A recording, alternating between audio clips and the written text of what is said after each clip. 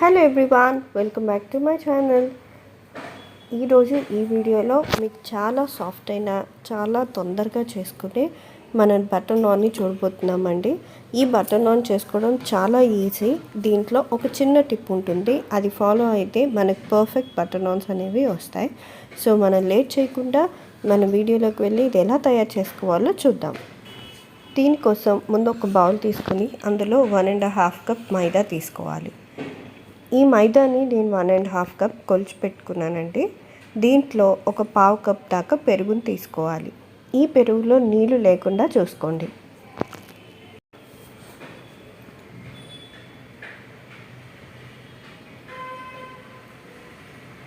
ఇప్పుడు ఇందులోనే ఒక 1/2 స్పూన్ దాకా ఉప్పు, 1 స్పూన్ పంచదార క్వాంటిటీ 1 స్పూన్ వేసుకోవాలండి. నేను తీసుకున్న క్వాంటిటీకి ఒక 1/2 స్పూన్ బేకింగ్ సోడా. వీటన్నిటిని ఆ పెరుగు మొత్తం కలిసేంత వరకు కూడా ఆ పిండిలో బాగా కలుపుకోవాలి.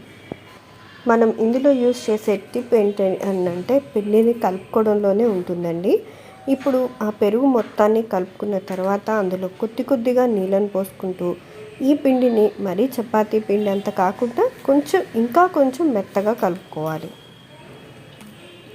ఇలా మెత్తగా కలుపుకున్న దాన్ని మనం ఒక 5 నిమిషాల పాటు బాగా కలుపుకోవాలి. ఇలా మెత్తగా అయిన తర్వాత మళ్ళీ దానిపైన కొద్దిగా 1 స్పూన్ ఆయిల్ వేసుకొని మళ్ళీ ఇంకొక 5 నిమిషాల పాటు బాగా మెత్తగా నలుపుకోవాలి.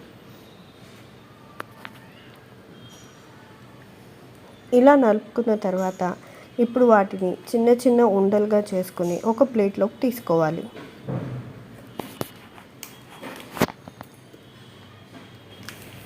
ఇలా ప్లేట్లోకి తీసుకుని ఇప్పుడు వాటిపైన కొద్దిగా ఆయిల్ని అప్లై చేసుకోవాలి. ఈ ఆయిల్ని అప్లై చేసిన తర్వాత ఒక క్లాత్ని తడిపి ఆ క్లాత్ని ఈ బాల్స్ పైన వేసి ఒక అరగంట పాటు నాననివ్వాలి. అరగంట తర్వాత చూస్తే ఇవి కొంచెం ఫ్లఫీగా మారుతాయి. ఇప్పుడు ఒక్కొక్క బాల్ని తీసుకుని నాన్స్ లాగా ఒత్తుకోవాలి. ఈ నాన్స్ని ఒత్తుకునేటప్పుడు మీరు దీన్ని చేత్తో అయినా ఒత్తుకోవచ్చు, చేత్తో అయినా చేసుకోవచ్చు, లేదంటే ఒక కర్ర సాయంతో అయినా చేసుకోవచ్చు. ఫస్ట్ కొంచెం మైదా పిండిని తీసుకుని ఆ తర్వాత దీన్ని ఈ విధంగా స్ప్రెడ్ చేసుకోవాలి. మన చపాతీలు ఎలా చేస్తాం అలాగే చేయాలి.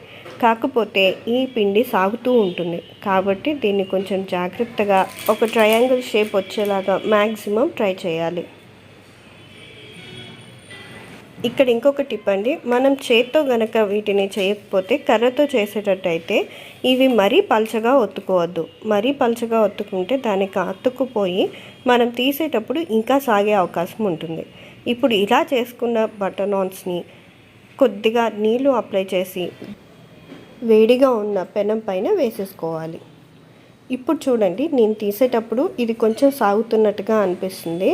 అందుకే చెప్తున్నాను, ఇది పల్చగా కాకుండా కొంచెం మందంగా ఉండేలాగా చేసుకోండి. ఇప్పుడు బాగా వేడిగా ఉన్న పెనం పైన వేసినప్పుడు ఇలా వేయగానే మనకు అలా బబుల్స్ వస్తాయి. ఈ బబుల్స్ వచ్చిన తర్వాత ఇప్పుడు దాన్ని వెంటనే టర్న్ చేసేయండి. ఇది హై ఫ్లేమ్లోనే టర్న్ చేసేయాలండి. హై ఫ్లేమ్లో ఉన్నప్పుడు వెంటనే కుక్ అయిపోతుంది. ఒక 2 నిమిషాలు అలా కుక్ చేసిన తర్వాత మన పెనానికి కనుక ఇది నాన్ స్టిక్ కాకపోతే ఖచ్చితంగా అతుక్కునే ఉంటుంది. లేదు అనుకుంటే మన పెనం పైనే ఇది 2 వైపులా కాల్చుకోవచ్చు. ఇలా పెనం పైన కాల్చుకున్నా కూడా నాన్స్ చాలా సాఫ్ట్గా ఉంటాయి. ఇక్కడ ఇంకొక టిప్ ఉంది.